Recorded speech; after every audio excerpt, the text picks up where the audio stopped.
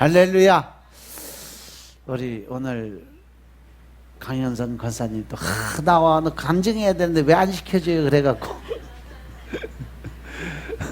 우리 권사님이 오늘 간증하시겠어요.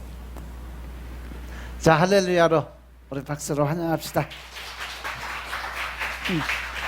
먼저 기도드리겠습니다. 하나님 감사드립니다. 주님의 은혜로 이 자리에 섰습니다.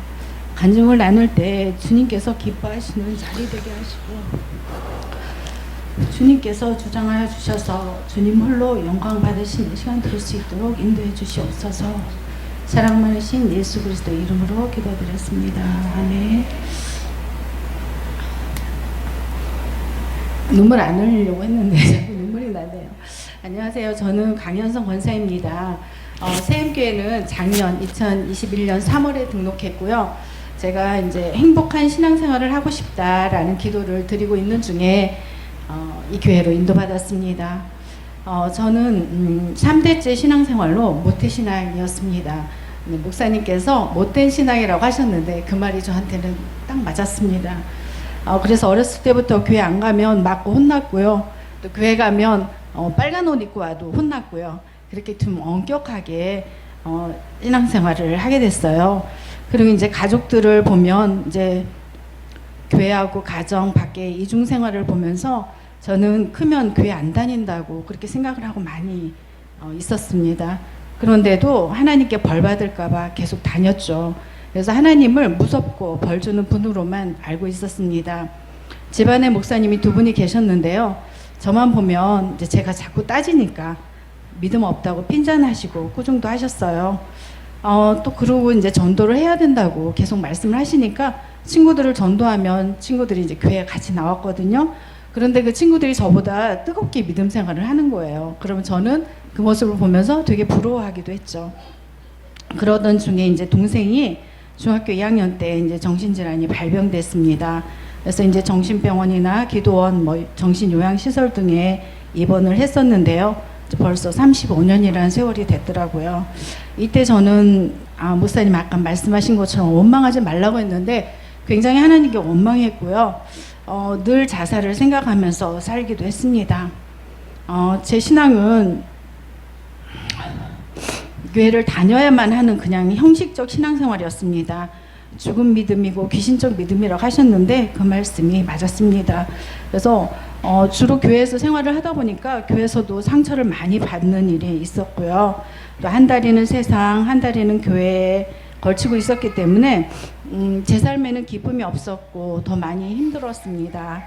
그리고 겉으로 변하려고 채우려고 노력을 많이 했어요. 그래서 배우는 것에 열중하기도 했고요. 다른 사람들이 볼 땐 저를 모범생이라고 이야기를 했어요. 그래서 나를 숨기고 겉모습만 그럴듯한 삶을 살았습니다. 근데 이 삶이 내가 누구였는지도 잊게 되고 사단에게 붙들린 삶이었습니다.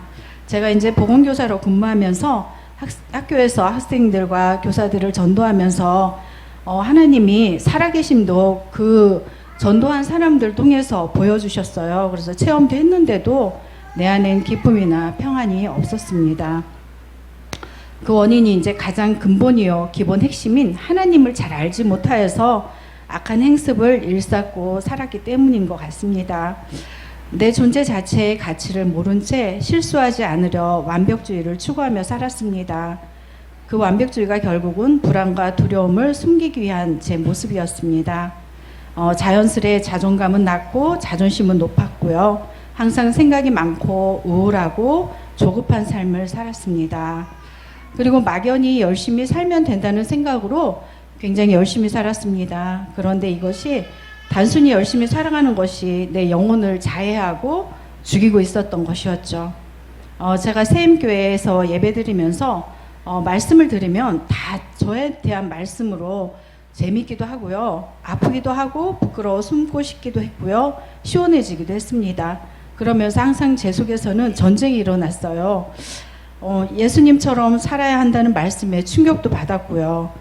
또 의구심이 생기기도 했습니다. 예수님 닮은 삶이 정말 가능한가? 다들 그렇게 살고 계신가? 이런 의구심을 갖기도 했습니다. 이러면서 제 모습을 보니 하나님 백성이다, 선민이다 하면서 쓸데없는 자존심으로 순종하지 않은 출애굽한 이스라엘 백성의 모습이 보였습니다. 그리고 기도를 드리면 처음 기도할 때 눈물이 계속 흐르면서 하나님이 쓴뿌리를 치유해 주셨습니다. 어릴 적부터 쌓아놓은 무의식 속에 쌓여있던 상처들이 떠오르고 주님이 나에게 손 내밀고 계셨는데 제가 그 당시에 그 손을 잡지 못하고 있음을 느꼈습니다. 기도할수록 제 모습이 추하고 더럽고 악한 것이 많고 뭐뭐 때문에 이럴 수밖에 없다라는 핑계대는 삶이 많았다는 것을 계속 회개하고 있습니다. 내 의, 내 기준, 내 판단, 내 것, 내 자아, 내 고집, 내 가치관, 내 방법, 내 틀, 내 경험, 내 욕심, 내 아집, 내 교만, 내 자만, 내 상처들로 쌓은 바벨탑이 너무 높았습니다. 그래서 지금도 성령의 검으로 파쇄해 달라고 기도드리고 있습니다. 이러던 중에 21일 금식 기도를 이제 겨울방학 중에 작정하고요.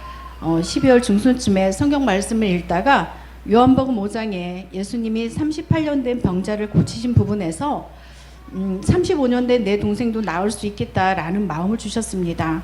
그리고 또한 요한복음 9장에 태어날 때부터 맹인된 것이 누구의 죄 때문인가라는 제자들의 질문에 예수님께서 그에게 하나님의 일을 나타내고자 하심이라는 말씀에서 동생의 질병이 하나님의 일을 나타내고자 하심이라는 생각을 주셨습니다.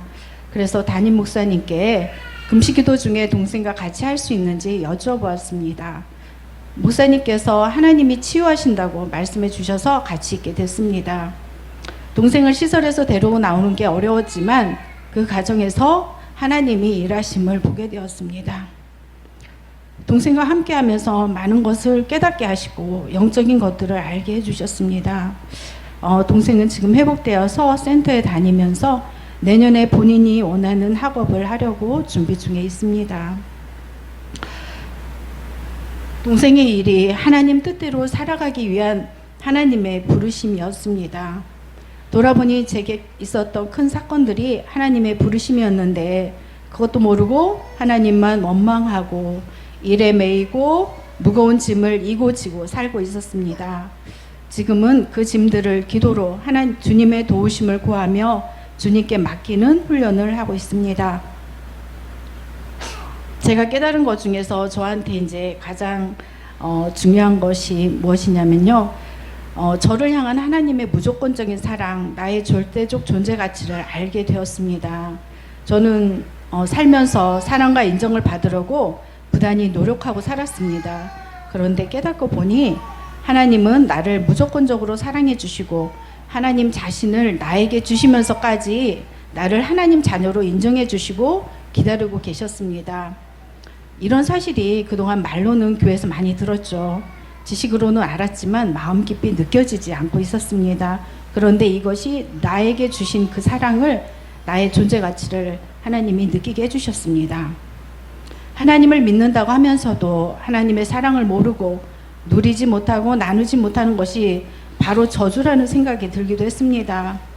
하나님께서는 하나님 자녀가 저주의 삶을 사는 것을 안타깝게 보시고 더 아파하시고 눈물 흘리고 계심이 느껴졌습니다.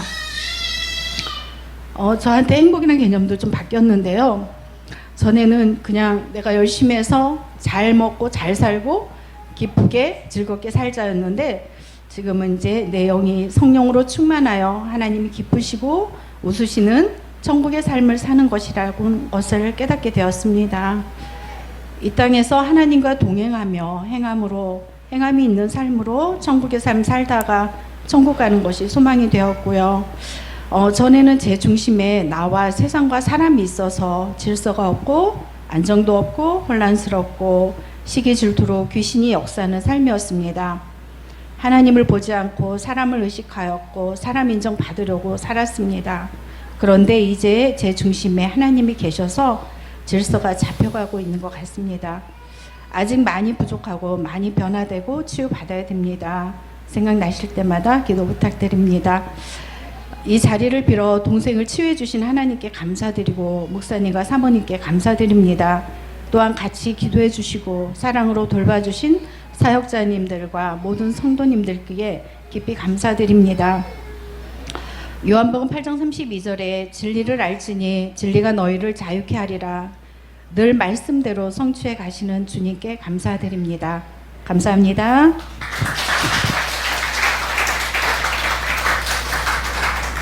할렐루야. 우리 강 권사님이 동생분 얘기할 때 처음에 정신병원 35년 동안 계신다 그래갖고 주님 어떻게 할까요 했더니 예수님이 그 자리에서 바로 말씀하시더라고요. 데려와라, 내가 한다라고 말씀하셨어요. 그래서 와서 한 달, 한 두 달 그 정도면 될 거야 라고 해서 시작을 했는데 처음에 올 땐 진짜 상태 많이 안 좋았어요. 판단도 안 되고 말도 잘 못하고 늘 어떤 게 이렇게 눌려서 그랬었는데 지금은 너무 자유스럽고 가서 또 학원까지 다니면서 자기 공부도 하고 배워서 또 내년에는 이제 못했던 공부마저 다 하고 싶다 그래서 그것도 지금 준비하는 과정에 들어가 있고 하나님이 일을 하시니까 능치 못함이 없는 하나님, 그분이 늘 일하고 계신다는 사실 늘 믿으시고 명심하시고 하나님 안에 들어가시길 주로 부탁합니다.